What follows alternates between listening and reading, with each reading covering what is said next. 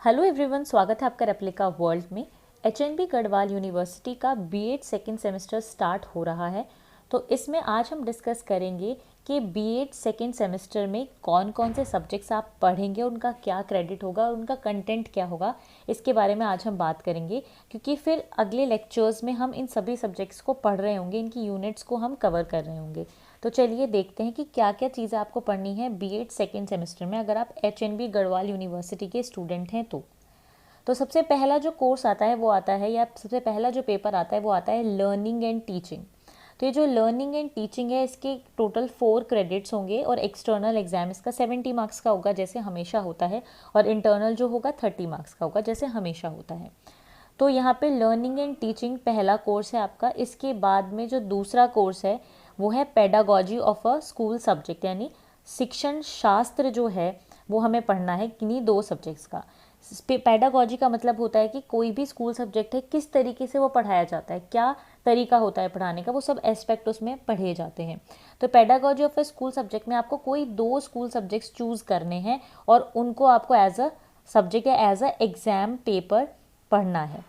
तो इसमें अगर हम क्रेडिट की बात करें तो एक स्कूल सब्जेक्ट के 4 क्रेडिट हैं। तो इस तरीके से, क्योंकि हमें 2 कोई pedagogy of school subject choose करने हैं, यानी कोई 2 सब्जेक्ट्स चूज़ करने हैं, तो उनके 4-4 क्रेडिट होंगे, यानी कि टोटल 8 क्रेडिट होगा इस कोर्स का।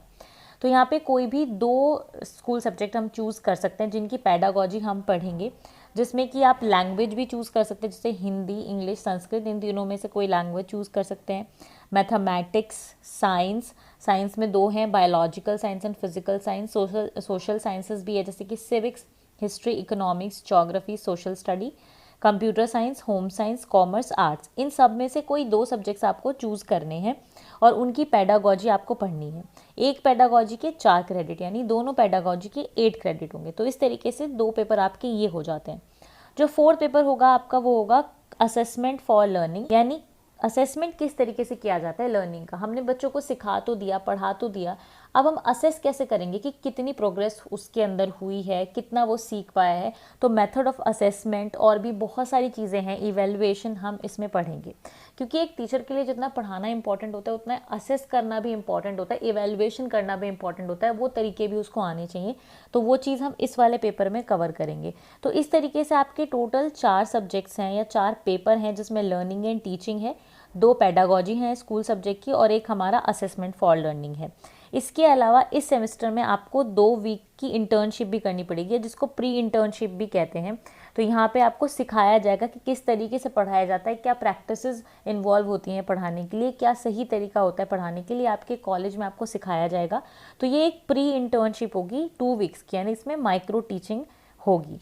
तो इस तरीके से होगा। बाकी जो भी आपके असाइनमेंट हैं, जो भी फाइल्स आपको बनवाई जाती हैं, जो भी एक्टिविटीज़ आप करते हैं, वो तो आप करेंगे ही। इसमें आपका एक एक्सटर्नल एग्जामिनर आता है और वो आपका प्रैक्टिकल लेता है, प्रैक्टिकल असेसमेंट होता है, और एक इंटरनल होता है। तो इसी तरीके से होगा, जो भी पैटर्न है, जैसे फर्स्ट सेमेस्टर में हुआ था कि आपके थ्योरी में भी इंटरनल एग्जाम होंगे और एक इंटरनल प्रैक्टिकल होगा, और एक्सटर्नल एग्जाम्स होंगे और एक एक्सटर्नल प्रैक्टिकल होगा, जिसमें आपको बेस्ड ऑन योर असाइनमेंट्स और जो भी आपने एक्टिविटी की है या जो भी आपका वाइवा होगा उस पर आपको असेस किया जाएगा और मार्क्स असाइन किए जाएंगे। तो इस तरीके से ये पूरा कोर्स स्ट्रक्चर है हमारे बीएड सेकेंड सेमेस्टर का।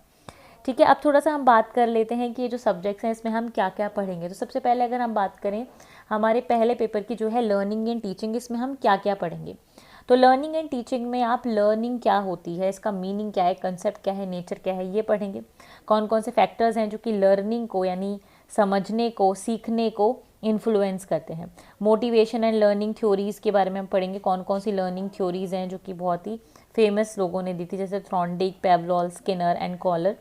तो इन सब की लर्निंग थ्योरीज़ क्या क्या हैं। इसके अलावा टीचिंग का मीनिंग क्या है, प्रिंसिपल क्या है, इफेक्टिव टीचिंग के कंपोनेंट्स क्या हैं, आर्ट ऑफ क्वेश्चनिंग क्या, कितने टाइप्स के क्वेश्चन होते हैं, इंपॉर्टेंस क्या होती है क्वेश्चंस की। इसके अलावा एजुकेशन में कौन कौन सी टेक्नोलॉजी इन्वॉल्व हैं, एजुकेशनल टेक्नोलॉजी की टाइप्स क्या हैं, हार्डवेयर, सॉफ्टवेयर, ये सब चीज़ें हम पढ़ेंगे। प्रोजेक्टर्स, कंप्यूटर, जो नई नई टेक्नोलॉजी हैं, किस तरीके से टीचिंग में इनोवेशंस हुए हैं, ये सब पढ़ेंगे। इसके अलावा फिर टीचिंग स्किल्स का आइडेंटिफिकेशन क्या है, टीचिंग का प्रिंसिपल क्या होता है, लेसन प्लानिंग किस तरीके से की जाती है, नीड एंड इम्पॉर्टेंस क्या है लेसन प्लानिंग की, कैसे हम अप्रोच करें लेसन को, कैसे प्लान करें, ये चीज़ है। ठीक है, इसके अलावा method, strategies and tactic of teaching, ये इसके अलावा मैनेजमेंट इन एजुकेशन, इस एजुकेशन में किस तरीके से मैनेजमेंट करना चाहिए, क्या प्रिंसिपल का रोल होना चाहिए, क्या फिजिकल रिसोर्सेज होनी चाहिए स्कूल में, स्कूल टाइम टेबल क्या होता है, इसकी क्या इंपॉर्टेंस होती है, कैसे इसको कंस्ट्रक्ट किया जाए, और हम करिकुलम को कैसे मैनेज कर सकते हैं, ये सब चीज़ें पढ़ेंगे जो कि बहुत इंपॉर्टेंट है एक टीचर के लिए जानना। तो ये सब चीज़ें हम पढ़ेंगे। इसके अलावा फिर आपके पेडागॉजी आ जाएगी और फिर आपका आएगा असेसमेंट फॉर लर्निंग।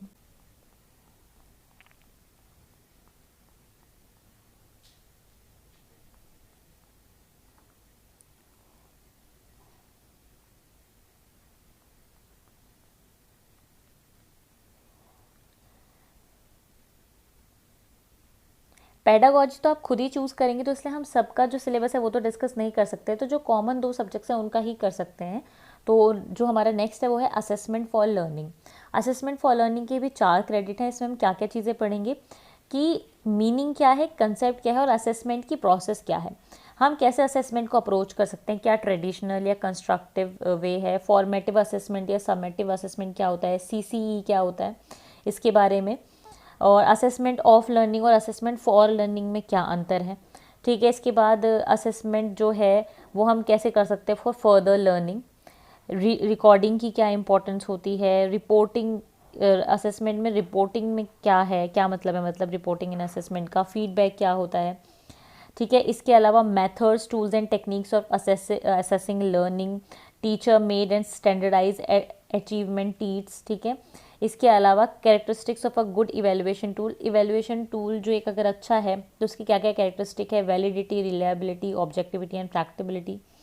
ठीक है, उसके बाद फिर टाइप्स ऑफ हम कह सकते हैं objective type, short type and preparation type of achievement test. Achievement test कौन कौन से टाइप के होते हैं ये। इसके अलावा quantitative and qualitative aspect of assessment. उसके बाद काइंड ऑफ टास्क यानी प्रोजेक्ट कैसे होते हैं, assignment, performance based, worksheets, practical work, seminar and report, interview, self reporting, ये सब चीज़ें। मतलब यहाँ पे जो भी चीज़ें हैं, जैसे कि अब हमारा काइंड ऑफ टेस्ट में check list, rating scale, cumulative records, questionnaire, inventory, anecdotal, तो इस तरीके की ये सब चीज़ें हैं। तो इसमें सारा कुछ जो भी है वो सब असेसमेंट के बेसिस पे है, यानी असेसमेंट के बारे में सब चीज़ें हैं, सारी यूनिट्स में असेसमेंट के बारे में। और लास्ट में स्टैटिस्टिक्स वाली भी है कि असेसमेंट में स्टैटिस्टिक्स का क्या रोल होता है। तो स्टैटिस्टिक्स का तो बहुत इंपॉर्टेंट रोल होता है, तो अगर हमें कोई डाटा एनालाइज करना है तो स्टैटिस्टिक्स की क्या इंपॉर्टेंस है उसमें। ठीक है, ये सब चीज़ें, ग्राफिकल रिप्रेजेंटेशन ऑफ डेटा, तो ये सब हम पढ़ेंगे। तो असेसमेंट फॉर लर्निंग वाला जो पेपर है वो हमारे लिए इसलिए इंपॉर्टेंट है क्योंकि एक टीचर के लिए पढ़ाने के साथ साथ रिपोर्ट संभाल के रखना, रिपोर्ट बनाना, बच्चे को असेस करना, सब चीज़ों को एक स्टैटिस्टिक्स में बनाना कि किस बच्चे के कैसे मार्क्स आ रहे हैं, क्या ग्राफ है बच्चों का, क्या परसेंटेज है रिजल्ट की, वो सब चीज़ें भी टीचर को आनी चाहिए। तो एक रिकॉर्ड मेंटेन करना भी आना चाहिए, एक असेस करना भी आना चाहिए, तो उस चीज़ में हमारी हेल्प करेगा ये वाला पेपर। तो ये इसलिए बहुत ज़्यादा इंपॉर्टेंट है। तो इस तरीके से हमारे 4 पेपर हो जाते हैं, जिसमें कि एक हमारा टीचिंग एंड लर्निंग होगा, एक असेसमेंट फॉर लर्निंग होगा और 2 पेडागॉजी होंगी स्कूल सब्जेक्ट की। और इस तरीके से ये पूरा हमारा सेकेंड सेमेस्टर का स्ट्रक्चर होगा। तो आज के लिए सिर्फ इतना ही। मैं उम्मीद करती हूँ ये इन्फॉर्मेशन आपको पसंद आई होगी और आपके लिए फ़ायदेमंद रहेगी। अगर आप ये वीडियोस देखना चाहते हैं और लेक्चर्स भी अटेंड करना चाहते हैं तो रेप्लिका वर्ल्ड को सब्सक्राइब करें और जो भी वीडियो है उसको लाइक करें और शेयर करें।